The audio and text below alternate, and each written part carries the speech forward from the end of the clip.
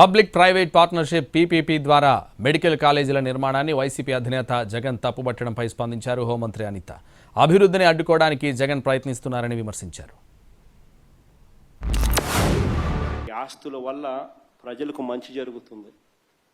ఈ ఆస్తుల వల్ల ప్రజలకు జరిగే శాశ్వత మంచిని చంద్రబాబు నాయుడు తీసేసే ప్రయత్నం చేస్తూ ఉన్నాడు. దీన్ని అడ్డుకునే కార్యక్రమంలో ప్రతి ఒక్కరూ కూడా ముందుకు రావాలని కోరుతా ఉన్నాం. అందరం కలిసికట్టుగా దీన్ని వ్యతిరేకించే కార్యక్రమం ఖచ్చితంగా చేస్తాం.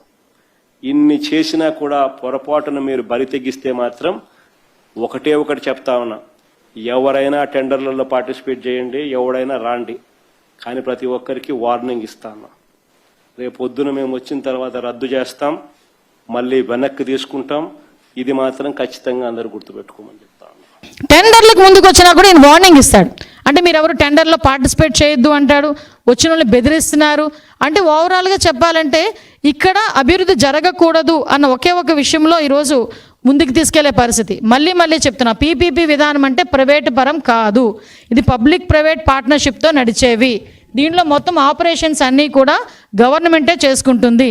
కేవలం కన్స్ట్రక్షన్, ఇన్ఫ్రాస్ట్రక్చర్ డెవలప్మెంట్, అక్కడ అందులోని ఆపరేషన్స్ అంటే ఆపరేషన్స్ వేరు.